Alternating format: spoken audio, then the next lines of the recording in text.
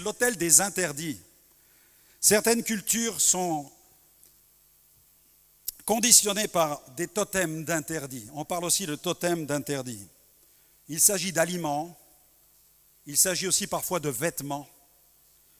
La personne qui va manger ces aliments ou qui va porter ces vêtements va subir la tyrannie de son entourage et on va la dénoncer en lui disant qu'elle commet des malédictions, que le diable va s'acharner sur elle.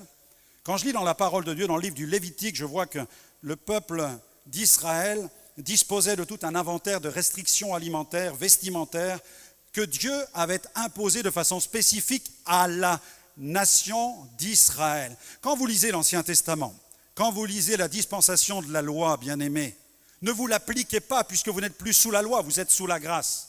Quand Dieu parle, il dit « je dis à Israël, je m'adresse à mon peuple Israël ». Pourquoi ? Parce que Dieu ne voulait pas que son peuple soit mélangé avec les autres. Dieu voulait absolument marquer la différence entre cette nation qui lui appartenait et les autres peuples. Mais maintenant, nous sommes sous une nouvelle dispensation. Jésus dit ceci dans Marc 7, versets 18 à 20. Si tu as peur de manger une bonne côtelette de porc, ce n'est pas Jésus qui dit ça, c'est moi qui le dis. En introduction du commentaire, tu me la donnes, je vais la faire griller au barbecue, il n'y a pas de problème. Mais certains sont dans la crainte parce qu'ils ont touché du porc, parce qu'ils ont touché des crustacés, parce qu'ils ont mangé telle ou telle nourriture. Mais vous n'êtes plus sous ce régime-là. Je vous le dis ce matin, vous n'êtes plus sous ce régime-là. Soyez délivrés de ça. Dans Marc 7, 18 à 20, Jésus vient rétablir la réalité maintenant. Jésus ouvre une nouvelle dispensation, celle de la nouvelle alliance. Marc 7, 18 à 20. Vous aussi, êtes-vous sans intelligence ? Ne comprenez-vous pas que rien de ce qui, du dehors, entre dans l'homme ne peut le souiller ? Jésus dit, car cela n'entre pas dans son cœur, mais dans son ventre. Ce qui vous souille, bien-aimés, ce n'est pas ce qui rentre dans votre estomac. C'est ce qui rentre dans votre cœur, dit Jésus. Puis ça part dans les lieux secrets. Théologiquement parlant, vous savez ce que sont les lieux secrets ? Les WC, les toilettes, qui purifient tous les aliments. Il dit encore, ce qui sort de l'homme, c'est ce qui souille l'homme. Paul va donner des prescriptions. Il va dire, abstenez-vous des viandes sacrifiées aux idoles. Voyez, il va nous parler de l'alimentaire, mais il va nous donner une prescription bien précise qui touche au témoignage de vie que nous avons dans la société où nous sommes. Dans Romains 14, versets 1 à 3, Romains 14, regardez, vous pourrez lire d'ailleurs tout le chapitre chez vous, il traite de toutes ces prescriptions alimentaires. Romains 14, versets 1 à 3, faites accueil à celui qui est faible dans la foi et ne discutez pas sur les opinions. Vous savez, quand je prêche là-dessus, je sors de l'église et puis on m'attrape à la sortie, on parle avec moi parce que ça pose des questions chez les uns. Est-ce que je peux manger du boudin ? Est-ce que je peux manger ça ? Est-ce que je peux manger ceci ? Mais lisez la parole de Dieu, c'est écrit dedans. C'est tout simplement écrit. Et elle dit que certains, malheureusement, sont faibles dans la foi. Leur foi en Christ n'est pas suffisante. Ils ont besoin de s'entourer de toutes sortes d'interdits alimentaires pour se convaincre d'une forme de spiritualité. Mais si tu es fort dans la foi en Christ, tu n'as plus à avoir peur de cela. Tu n'as plus à vivre dans la peur des vêtements drapés dans tel ou tel tissu ou de telle ou telle nourriture. Tel croit pouvoir manger de tout, tel autre qui est faible ne mange que des légumes. Vous avez des gens, ils ne mangeront pas de viande. Ils diront non, c'est que des légumes. Que celui qui mange ne méprise point celui qui ne mange pas. Voilà, la question c'est de savoir, si toi c'est une conviction, je te respecte. Si tu as choisi, tu n'as pas envie de manger de côtelettes, tu ne veux pas manger de boudin, tu ne veux pas manger de crustacés, tu as le droit. Et peut-être que ton corps ne le digère pas d'une certaine manière. S'il y a des aliments que ton organisme ne peut pas tolérer, ne les mange pas tout simplement, parce que ton corps te parle et il te dit, ça c'est pas bon pour toi. Et que celui qui ne mange pas ne juge point celui qui mange, car Dieu l'a accueilli. Le plus important, c'est que Dieu nous accueille dans cette affaire-là. C'est que Dieu nous reçoit avec les uns ayant telle ou telle conviction, les autres telle ou telle opinion. Mais la Bible dit que nous avons une liberté qui est en Christ, et cela, il est important que nous le sachions. Romains 14, versets 5 à 6. Alors, on arrête avec la nourriture. Maintenant, on va parler des jours. Tel fait une distinction entre les jours. Tel autre les estime tous égaux, c'est-à-dire que vous avez des personnes qui vont vouloir respecter le sabbat. Mais le sabbat était enseigné à Israël pour justement différencier son peuple des autres nations. Et nous ne sommes plus sous le sabbat, puisque nous ne sommes plus sous la loi du sabbat, puisqu'aujourd'hui notre sabbat est en Christ. Mais je rencontre des chrétiens qui pratiquent le sabbat. Eh bien, s'ils pratiquent le sabbat et que ça leur fait du bien, gloire à Dieu. Mais moi, mon sabbat, il est tous les jours, c'est tout. Moi, c'est lundi, mardi, mercredi jusqu'au dimanche. C'est aussi simple que cela. Mais il ne faut pas que ça devienne un sujet de dispute et de discussion. L'apôtre Paul nous dit, tel autre les estime tous égaux, que chacun est en son esprit. Ce qui est important, c'est que dans ton esprit, tu as une pleine conviction. Celui qui distingue entre les jours agit pour le Seigneur. Celui qui mange, c'est pour le Seigneur qui mange. Parce qu'il rend grâce quand il mange. Quand je fais un barbecue, bien aimé, eh bien je rends grâce quand je mange ce qui a été grillé sur ce barbecue. Je rends grâce à Dieu. C'est pour le Seigneur qu'il mange, car il rend grâce à Dieu. Celui qui ne mange pas, c'est pour le Seigneur qui ne mange pas, tout simplement. Et il rend grâce à Dieu lui aussi. Regardez ce que dit la Bible. Romains 14, 12 à 23. Ainsi, chacun de nous rendra compte à Dieu pour lui-même. Ne nous jugeons donc pas les uns les autres, mais pensez plutôt à ne rien faire qui soit pour votre frère une pierre d'achoppement ou une occasion de chute. C'est pourquoi quand tu invites ton frère ou ta sœur, tu lui passes un petit coup de fil avant et tu lui demandes, y a-t-il des choses que tu ne manges pas? Tout simplement. Parce qu'il peut être allergique à certaines choses, ou alors il a des convictions personnelles. Et s'il vient chez toi que tu as préparé 2 kilos de côtelettes de porc et qu'il ne mange pas de porc, il va être là et puis il va être très poli, j'ai pas faim, j'ai pas envie de manger, et tu vas vivre vraiment un repas épouvantable. Alors parce que tu auras pris soin de voir quelles sont peut-être les choses qui le dérangent, tu vas passer un bon moment avec lui. Je sais et je suis persuadé, dit Paul, par le Seigneur Jésus, que rien n'est impur en soi. Par contre, notez bien ce qu'il dit là, parce qu'on doit le savoir et on doit l'entendre pour grandir dans notre foi. Rien n'est impur en soi, et qu'une chose n'est impure que pour celui qui la croit impure. Ça va? Mais si pour un aliment, ton frère est attristé, tu ne marches plus selon l'amour. Il ne faut pas te disputer à cause d'un bout de viande. Il ne faut pas te disputer à cause d'une conviction de jour. Non. Ne cause pas par ton aliment la perte de celui pour lequel Christ est mort. Que votre privilège ne soit pas un sujet de calomnie. En fait, il est en train de nous dire, mais chrétiens, enfants de Dieu, réalisez, vous avez un privilège. Percez ce privilège, découvrez-le, mais ne vous dévorez pas à cause de cela. Celui qui sert Christ de cette manière, alors, il dit avant, car le royaume de Dieu, ce n'est pas le manger et le boire, mais la justice, la paix et la joie par le Saint-Esprit. Alléluia, gloire à Dieu. Celui qui sert Christ de cette manière est agréable à Dieu et approuvé des hommes. Ainsi donc, recherchons ce qui contribue à la paix, à l'édification mutuelle. Pour un aliment, ne détruit pas l'œuvre de Dieu. À la vérité, toutes choses sont pures. Et vous savez, ce n'est pas n'importe qui écrit cela. C'est quelqu'un qui est sorti du judaïsme. Et pour lui, il vit dans la liberté des enfants de Dieu. Mais il est mal à l'homme quand il mange de devenir une pierre d'achoppement. Voilà ce que Dieu dit. Par la nourriture, par les repas que tu organises et que tu prépares, ne va pas causer du trouble à tes frères et sœurs. Au contraire, tu dois veiller à ce qu'ils passent un bon moment avec toi. Il est bien de ne pas manger de viande, de ne pas boire de vin, de s'abstenir de ce qui peut être pour ton frère une occasion de chute, de scandale ou de faiblesse. Cette foi que tu as, garde-la pour toi devant Dieu. Et Paul l'a tellement gardée qu'il l'a mis dans son épître, l'épître aux Romains. C'est-à-dire qu'en même temps, il dit garde-la pour toi, c'est-à-dire que dans le domaine relationnel, il y a des choses qu'il faut enseigner en public, mais il y a des choses qu'on doit vivre dans le privé. Et dans le domaine privé, voilà, n'en fais pas un sujet de conflit, n'en fais pas un sujet de querelle. Cette foi que tu la gardes pour toi devant Dieu. Heureux celui qui ne se condamne pas lui-même dans ce qu'il approuve, mais celui qui a des doutes au sujet de ce qu'il mange est condamné parce qu'il n'agit pas par conviction. Le problème, c'est de faire les choses sans conviction. Tu as entendu un tel qui t'a dit, mais ça, tu ne dois pas le manger. Puis ce jour-là, tu ne dois pas travailler. Tu dis, ah bon, écoute, d'accord, je vais faire comme ça. Mais tu ne sais pas pourquoi tu le fais. Ça, c'est un péché. Tout ce qui n'est pas le fruit d'une conviction, dit l'apôtre, tout ce qui n'est pas le produit d'une conviction est péché. Romains 14, 12 à 23. Donc on ne peut pas sacrifier à cet autel des totems, aussi à l'autel des totems des interdits. On ne peut pas. Regardez ce que Paul enseigne aux Galates chapitre 5, verset 1er. En Jésus, vous êtes libres. Amen. Déclare-le avec moi. En Jésus, je suis libre. Amen. Donc, vous pouvez m'inviter à manger chez vous. Alléluia. Galates 5, verset 1er. C'est pour la liberté que Christ nous a affranchis. Demeurez donc fermes et ne vous laissez pas mettre de nouveau sous le joug de la servitude, parce que les Galates étaient retournés à la circoncision. Waouh! Ça vous dit de retourner à la circoncision? Il y en a qui le sont déjà, mais ceux qui ne le sont pas, ils le font dans la salle. Ils n'ont pas envie de retourner à cela. Alors on va mettre de côté la pratique hygiénique de la circoncision, parce que c'est un autre sujet.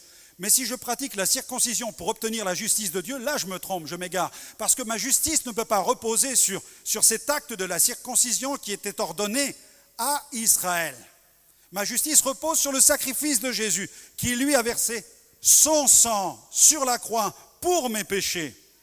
Et la Bible dit, et Paul le dit, le vrai juif, ce n'est pas celui qui est circoncis dans la chair, mais c'est celui qui est circoncis dans le cœur, dans l'esprit. Amen. Y a-t-il des vrais juifs dans la salle? Amen. Il y en a, ils n'ont pas compris. Je continuerai la semaine prochaine sur le sujet. Alléluia, gloire à Dieu. Vous êtes libres en Jésus. Allez, on va plus loin sur le totem des interdits. L'apôtre Pierre va vivre une expérience incroyable qui relie les interdits à l'évangélisation mondiale, à l'expansion du royaume de Dieu. Il est en train de prier à l'étage, on est en train de lui préparer un bon repas, et alors qu'il attend le repas qu'on va lui servir, tout à coup il va être ravi en extase, et là le Seigneur va lui donner une vision. Lisez avec moi dans Acte 10, versets 10 à 16. Acte 10, 10, 16. Pendant qu'on lui préparait à manger, il tomba en extase, et il vit le ciel ouvert, et un objet semblable à une grande nappe attachée par les quatre coins, qui descendait et s'abaissait vers la terre, et où se trouvaient tous les quadrupèdes et les reptiles de la terre et les oiseaux du ciel. Et une voix lui dit, « Lève-toi, Pierre, tue et mange. » Et Pierre dit, « Non, Seigneur. » Totem des interdits. « Non, Seigneur, car je n'ai jamais rien mangé de souillé ni d'impur. » Et pour la seconde fois, la voix se fit entendre encore à lui, « Ce que Dieu a déclaré pur, ne le regarde pas comme souillé. » Cela arriva jusqu'à 3 fois et aussitôt après, l'objet fut retiré dans le ciel. Le Saint-Esprit se sert de cette vision pour non seulement briser un totem dans la vie de l'apôtre Pierre, un totem qui constituait une muraille entre lui, juif d'origine, et le monde païen. Et il fallait absolument que ce totem soit brisé. Parce qu'à cause de la nourriture, à cause de cela, sa perception de ce qui était souillé était aligné avec sa perception du monde pécheur. De la même manière qu'il n'aurait laissé rien de souillé entrer en lui, de la même manière il ne serait pas allé chez un homme pécheur pour y manger. Et je pense même qu'il ne serait pas allé partager l'évangile à quelqu'un. Mais Dieu a commencé à briser les choses. Le Saint-Esprit a commencé à renverser les choses avec le réveil qui s'est produit dans Acte 8 avec Philippe l'évangéliste quand il est allé en Samarie. Parce que là, les choses ont commencé à tomber les unes après les autres. Puisque Juifs et Samaritains n'avaient pas du tout de bonnes relations entre eux. À cause de quoi ? À cause des autels. C'était un problème d'autel. Les Samaritains avaient un autel qu'ils avaient dressé sur le mont Garizim. Cet autel était dévoué à l'Éternel, mais en même temps à d'autres idoles. C'était une religion mixte. Il y avait tout un mélange d'idolâtrie et de monothéisme. Et lorsque Philippe l'évangéliste va en Samarie, la puissance de Dieu se manifeste, et là ça va être un grand coup de balai parmi les idoles. Jésus avait déjà fait une première exploration avec la femme samaritaine. Déjà là, il y avait eu un premier travail avec la femme samaritaine. Avec Philippe, c'est une campagne de masse qui va se produire avec des baptêmes dans le Saint-Esprit. Et il va y avoir une œuvre extraordinaire en Samarie. Mais il a fallu qu'il renverse ces autels dédiés à des dieux étrangers. Et là, l'apôtre Pierre a besoin lui aussi de vivre quelque part cette transformation dans son cœur pour ne plus jeter un anathème sur les païens. Comme le dit l'évangéliste Nicky Cruz, j'ai beaucoup aimé dans un de ses livres, il dit « Nous ne sommes pas appelés à maudire le monde, mais à l'envahir par l'amour de Dieu et la puissance du Saint-Esprit. Amen. » Il y a tellement de de pratiques dans le monde, tellement de choses qui sont contraires, qui sont à l'opposé de la parole de Dieu. Écoutez-moi, c'est normal. C'est pourquoi on l'appelle le monde. Ne vous attendez pas à avoir un monde acceptable. Ne commencez pas à vous dire, moi je ne vais aller évangéliser que ceux que je perçois comme étant bons pour la conversion. Là, c'est la pire des erreurs qui soit. Le monde est pécheur, le monde est contaminé par les forces démoniaques. Le monde est dans les ténèbres et nous sommes appelés à apporter la lumière là où il y a les ténèbres. N'apportez pas la lumière là où il y a déjà la lumière. C'est bien de rendre témoignage, on rend témoignage ici, on se nourrit de bonnes choses et il y a des âmes nouvelles qui viennent, elles ont besoin d'entendre parce que notre Église est une Église qui est en permanence dans l'évangélisation et dans l'édification. Mais à l'extérieur, le monde a besoin d'entendre le message de l'Évangile et un message libérateur. Parce que les gens sont enfermés dans toutes sortes d'idolâtries, toutes sortes de croyances, toutes sortes de philosophies. Et ce qui fait tomber les barrières, c'est la puissance du Saint-Esprit et le message centré sur la personne de Christ. Et là où Christ est annoncé, le Saint-Esprit se réjouit et confirme la parole de Dieu par des signes, des miracles et des prodiges. Alléluia. Et quand Pierre est allé chez Corneille, il y est allé en quelque sorte les mains dans les poches. Sans la vision, mes amis, il n'y serait jamais allé. Il ne serait pas rentré dans la maison d'un Italien. Oui, chérie. Moi, je sais, elle n'était pas italienne, elle est sicilienne. C'est pas pareil. C'est pas pareil. J'ai beau lui dire qu'en géographie, la Sicile est italienne, mais non, ça passe pas. Et chez les Italiens, la puissance de Dieu est venue. Et ils ont parlé en d'autres langues, ils ont été baptisés d'eau ensuite. C'était un merveilleux réveil familial chez Corneille, avec une déflagration ensuite. La puissance de Dieu est arrivée. Amen. Nous allons renverser un autre autel maintenant. L'autel de l'esprit de mort. L'autel de l'esprit de mort. On ne peut sacrifier à cet autel, bien-aimé. L'enfant de Dieu ne peut servir cet autel. L'esprit de mort occupe une place importante au sein de nombreuses cultures, principalement au sein de celles où un culte est rendu directement aux morts. Je me souviens d'une mission en Italie, à la fin des années 90. Nous étions avec l'évangéliste Silvano Zucchi dans la ville de Taranto, vraiment dans les Pouilles, dans le sud. Et nous étions dans un petit stade d'évangélisation. Et là, on prêchait l'évangile tous les soirs. Il y avait des HLM, des bâtiments tout autour de nous, comme nos quartiers ici à Troyes en fait. Et alors que je prêchais l'évangile, je lançais un appel, il y avait des gens au balcon, des gens venaient dans le stade était rempli, mais il y avait les gens qui étaient là aux fenêtres, comme souvent ça se passe, et qui faisaient signe de la main pour dire qu'ils recevaient Jésus, etc. Et puis au moment de la prière, les gens s'avançaient sur le devant, et il y a une femme qui est sortie de son immeuble, elle est entrée dans le mini-stade, et à ce moment-là où elle est entrée, il y a une puissance qui est sortie d'elle. Moi, personne ne s'en est rendu compte, mais elle a fait demi-tour. Quand cette puissance est sortie, elle est rentrée chez elle. Elle est rentrée dans son appartement, elle a fermé la porte à clé, elle a mis le cadenas, elle a tiré les volets pendant 3 jours. Et nous, on continuait à prêcher dans la rue. Et nous ne savions pas ce qui était en train de se passer dans cette maison. Et 3 jours plus tard, 2 pasteurs s'approchent de moi avec cette dame qui était toute tremblante. Et elle n'osait pas s'approcher de l'évangéliste. Et je m'interrogeais, je me disais, pourquoi a-t-elle peur de moi comme ça? Qu'est-ce qui se passe? Et la dame commence à raconter, j'ai peur de vous, j'ai peur de ce qui se passe ici. Je dis, mais pourquoi avez-vous peur? Mais elle dit, parce que quelque chose s'est passé il y a 3 jours. Je dis, si quelque chose s'est passé il y a 3 jours et que vous êtes là, mais alors que vous avez peur, pourquoi est-ce que vous êtes là? Mais elle dit, parce que depuis que je suis venu, elle dit, une puissance est sortie de moi et je me mourais chez moi. J'étais atteint de plusieurs maladies. Et après 3 jours, j'ai constaté que j'étais totalement guéri. C'est pourquoi je suis venu pour savoir qui est ce Jésus dont vous parlez. Et ce jour-là, cette femme s'est convertie, elle a intégré l'Église. Mais elle était habitée par un esprit de mort. Elle dépérissait radicalement. Elle était gagnée par l'harassement, mais aussi par un esprit de mort qui la tuait jour après jour. Elle s'éteignait comme une mèche. Mais Dieu l'a guérie, Dieu l'a restaurée, parce qu'il est plus puissant que l'esprit de mort, parce qu'il est l'esprit de vie. Alléluia!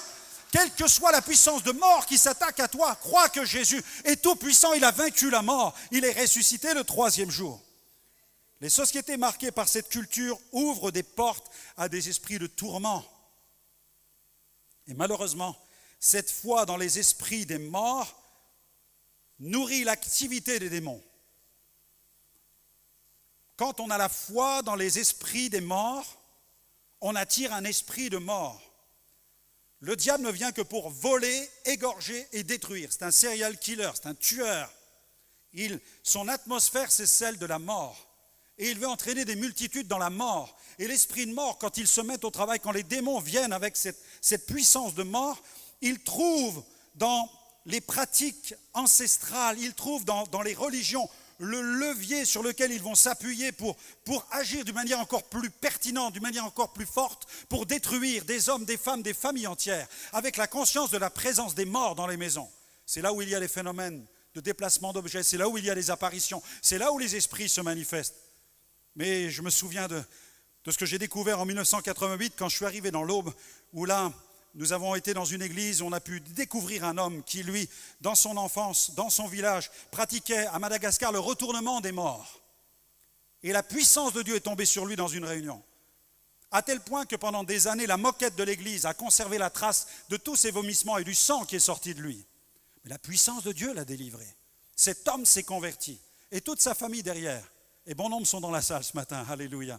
Dieu soit béni. Il est le Dieu des miracles. Il est le Dieu des miracles. Mais il a grandi dans cette atmosphère du retournement des morts. Et quand je prêche à Madagascar, quand je prêche dans certains villages animistes en Afrique, où là il y a la culture de la présence des défunts, où les défunts sont là, où ils parlent par la bouche du sorcier, les démons se manifestent.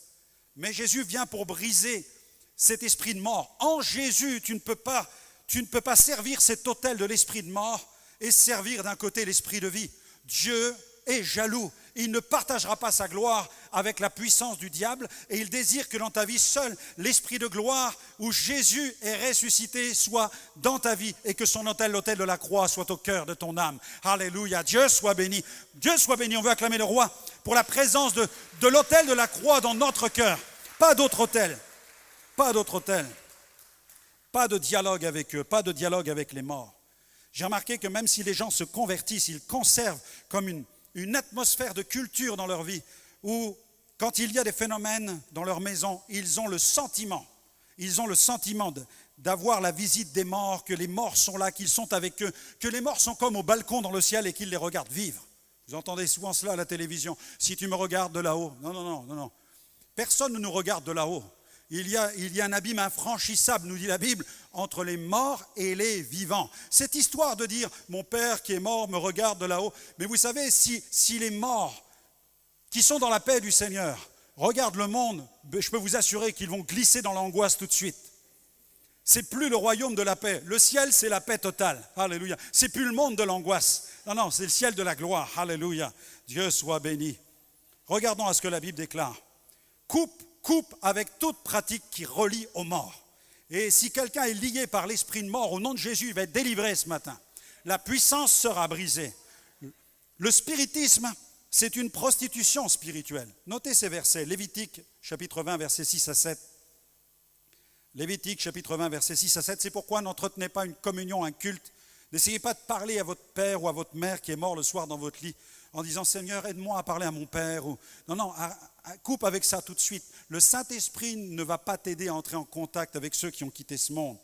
Si quelqu'un s'adresse aux morts et aux esprits, Lévitique 20, versets 6 à 7, pour se prostituer avec eux, je tournerai ma face contre cet homme. C'est un autel. Dieu dit non, je vais tourner ma face. Je le retrancherai au milieu de son peuple. Vous sanctifierez, vous serez saints, car je suis l'Éternel, votre Dieu. Le spiritisme, c'est une prostitution spirituelle.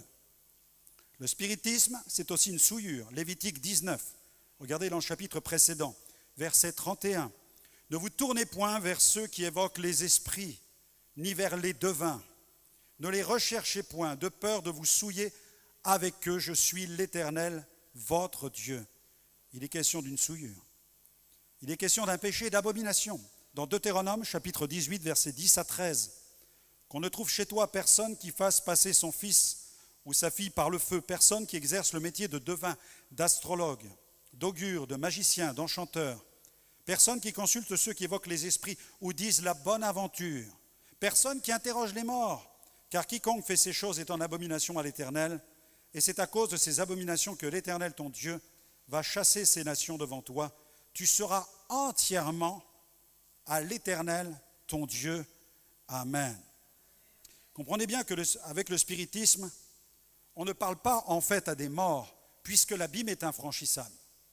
C'est aussi simple que ça, puisque la Bible nous enseigne que l'abîme est infranchissable. Quand je parle à ce que je crois être les esprits des morts, je parle à des démons qui ont le pouvoir de se déguiser dans des séances de divination, ou alors qui se manifestent dans la maison pour me faire croire que le défunt est en train d'entrer en communion avec moi. La Bible dit dans Ecclésiaste 12:7, elle parle de la poussière qui retourne à la terre comme elle y était, mais elle parle aussi de l'esprit de celui qui décède. Et l'Écriture dit, cet esprit retourne à Dieu qui l'a donné, non pas pour être sauvé, mais pour être sauvé ou perdu. Parce que, en fait, la Bible dit que l'esprit retourne à Dieu, mais le Père des esprits, c'est Dieu. Et l'Écriture déclare, il est réservé aux hommes de mourir une seule fois, après quoi vient le jugement. C'est-à-dire que immédiatement, la justice divine se manifeste. Il n'est pas question du jugement dernier, mais de la manifestation de la justice divine. Où l'esprit qui a vécu sans Dieu va dans un lieu d'angoisse, et l'esprit qui a vécu avec Dieu, en harmonie avec Dieu, eh bien, va dans le paradis. Et ensuite, il y aura le jugement avec le ciel et la géhenne éternelle, ce qui est un autre sujet. Mais le spiritisme est condamné dans la parole de Dieu. Dieu dit dans Ézéchiel 18, verset 3, Dieu dit « Je suis vivant », dit le Seigneur. Comprenez bien, moi j'adore Jésus, et vous aussi, amen. Alléluia. Nous n'adorons pas un mort, mais le vivant. Parce que si d'abord nous ne sommes même pas sûrs que le tombeau du Christ à Jérusalem soit le sien, puisqu'il y en a au moins 3, au dernier décompte. De toute façon, il n'avait besoin que de cette sépulture que pendant 3 jours. Donc ce n'est pas vraiment important de savoir où Jésus a été placé, puisqu'après 3 jours, il devait ressusciter. Pour ma foi, le plus important n'est pas de savoir où est le tombeau du Christ. Ma foi elle a besoin de croire que le Christ n'est plus dedans. Alléluia. Vous savez, dans bien des religions, on adore des fondateurs et on va se recueillir sur leur tombe. Mais celle du Christ, on n'en est même pas sûr. Et ce qui est extraordinaire, c'est que ça n'est même pas fondamental. Le plus important pour nous, c'est qu'il est sur le trône. Et il règne dans l'éternité. Amen. Il est dans la gloire. Et il revient bientôt, on veut l'acclamer. Alléluia. C'est lui que nous servons. C'est le vivant. Je suis vivant, dit le Seigneur. Vous n'aurez plus lieu de dire ce proverbe en Israël. Voici, toutes les âmes sont à moi, l'âme du Fils comme l'âme du Père. L'une et l'autre sont à moi. L'âme qui pêche, c'est celle qui mourra. Et la Bible dit que seul Dieu est vraiment le Dieu des vivants et des morts. Apocalypse 1, verset 18. J'étais mort et voici, je suis vivant au siècle des siècles. Alléluia. Je tiens les clés de la mort et du séjour des morts. Le chrétien authentique, il n'adore pas la croix, il n'adore pas le crucifix, il n'adore pas le tombeau, il adore celui qui est vivant, qui est ressuscité.